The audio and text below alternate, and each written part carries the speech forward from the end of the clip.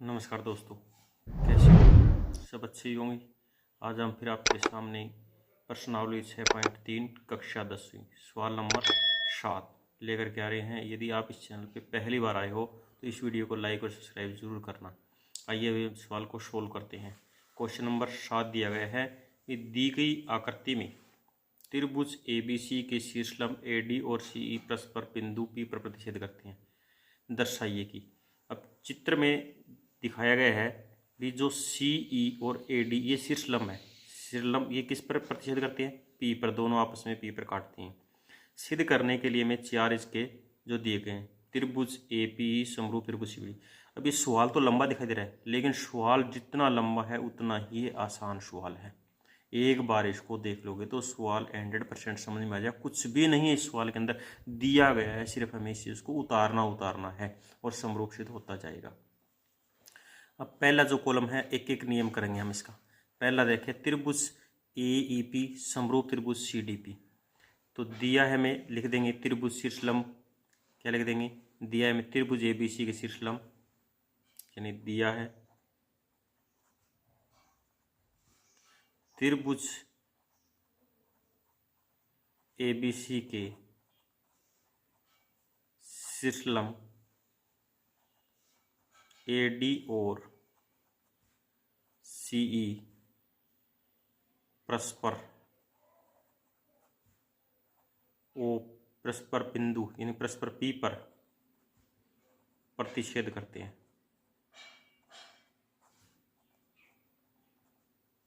ये दिया है, सिद्ध करना है। पहला पार्ट से सिद्ध करेंगे, अलग अलग पार्ट सिद्ध करेंगे क्योंकि 4 पार्ट है, चारों पार्ट को अलग अलग सिद्ध करना। पहले लेंगे त्रिभुज AEP समरूप त्रिभुज CDP। ये सिद्ध करना, दोनों के अंदर दिया गया त्रिभुज का नाम है वो लेंगे। अब प्रमाण में आए, प्रमाण में देखो, जिस त्रिभुज को सिद्ध करना है उसी त्रिभुज को लेंगे। त्रिभुज AEP, सिर्फ यहाँ जो समरूप है समरूप की जगह क्या लिखना है हमें? तथा।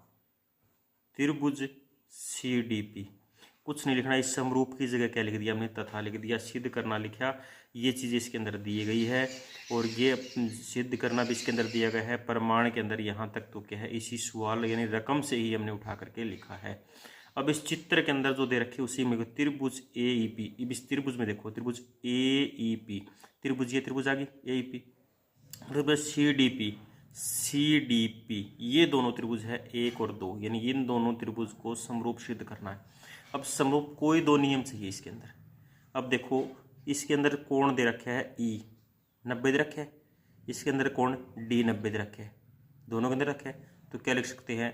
AP के अंदर कोण क्या है? कोण E बराबर और CDP का कोण D। क्या लिख देंगे? प्रत्येक 90 डिग्री।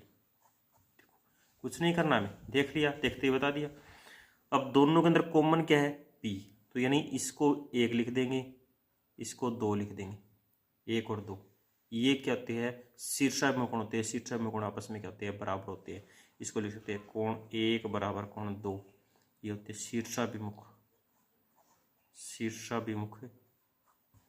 कोण। बस 2 नियम आ गया, 2 नियम आ गया, तो यानी 2 कोण हमारे पास बराबर है। तो लिख देंगे त्रिभुज AEP समरूप त्रिभुज CDP। ए समरूपता कसौटी द्वारा, समरूपता कसौटी द्वारा। बस एक पार्ट सिद्ध हो गया। अब दूसरा पार्ट ठीक है, दूसरे पार्ट में देखो, दूसरे पार्ट का लिखेंगे सिद्ध करना, बाकी दिए नहीं लिखेंगे। दूसरा भाग लिखो, सिद्ध करना है। क्या दूसरा पार्ट देखे? त्रिभुज ADB, त्रिभुज ADB समरूप त्रिभुज CBE, ये लिख दिया।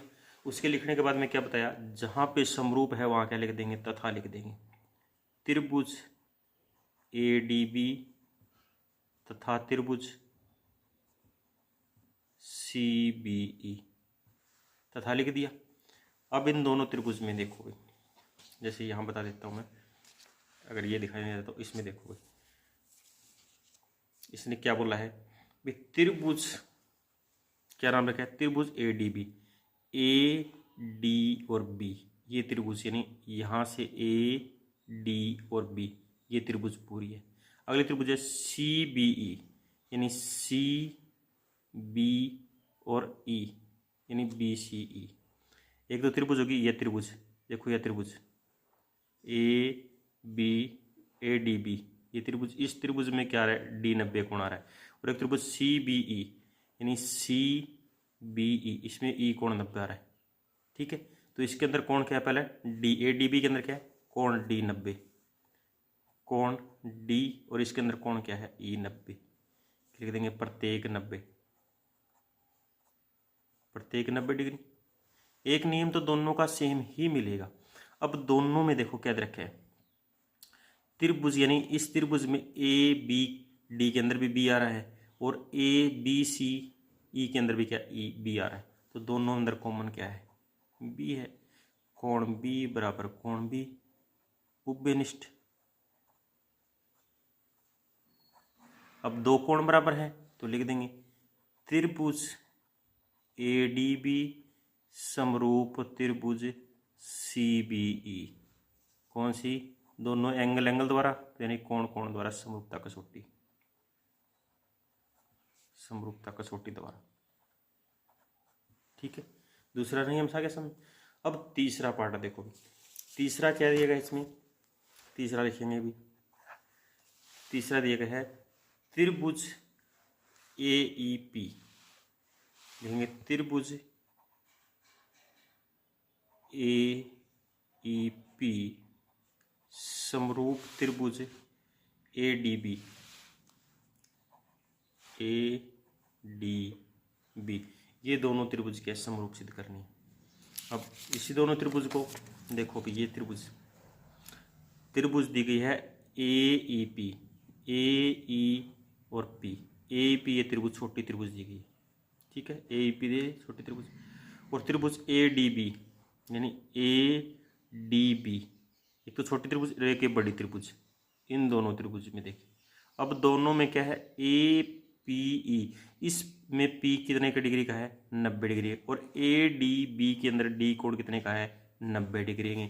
तो लिखेंगे त्रिभुज, तथा लिखना बताया, तो त्रिभुज ए ई पी तथा त्रिभुज ए डी बी में क्या लिख देंगे, कोण किसके बराबर है, ई, कोण डी, कौन से कोण है, प्रत्येक 90 डिग्री।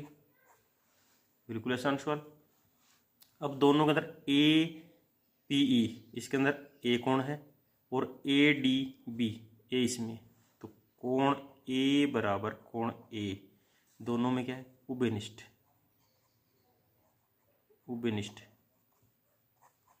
तो त्रिभुज दोनों में दो कोण बराबर हो गए, तो क्या लिख देंगे, त्रिभुज ए ई पी समरूप त्रिभुज ए डी बी, इसके द्वारा कोण कोण द्वारा, समरूपता कसौटी द्वारा, समरूपता कसौटी द्वारा।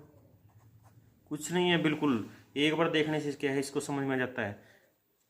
अगला चौथा पार्ट दिया गया है, चौथे में क्या दिया गया है, त्रिभुज पीडीसी, क्या लिखेंगे चौथे में, त्रिभुज पीडीसी समरूप त्रिभुज बीईसी, बीईसी।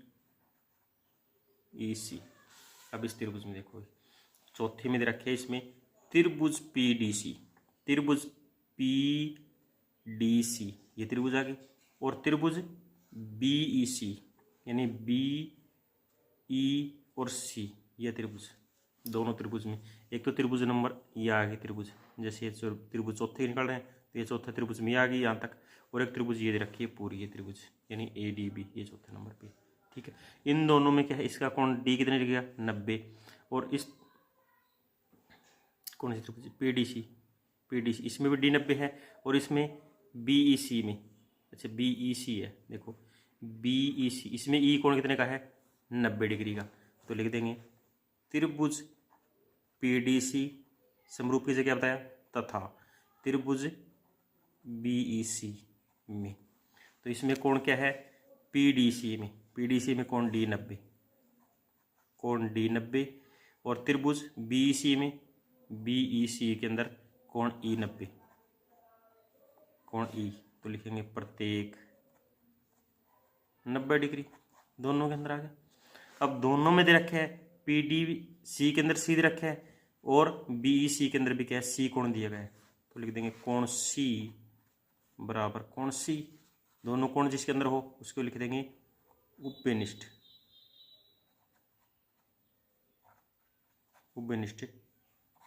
कोण। तो त्रिभुज क्या हो जाएगी, त्रिभुज पीडीसी समरूप त्रिभुज बीईसी, किसको कसौटी द्वारा, दोनों के एंगल द्वारा, समरूपता कसौटी, समरूपता कसौटी द्वारा। कोई सवाल के अंदर एक बार देखने से क्या सवाल समझ में आता है, लेकिन हम करते क्या है, इसकी क्या है रकम बड़ी देखी नहीं और इस सवाल को हमने क्या है छोड़ा नहीं। इसलिए कभी भी रकम बड़ी देकर के सवाल नहीं छोड़ना, एक बार देखोगे तो क्या है पहला और दूसरा तीसरा चौथा जो भाग है बिल्कुल ही आसान सवाल है। एक बार यदि एक बार इसको देख लोगे तो जरूर ही इसको समझ में आ जाएगा। धन्यवाद।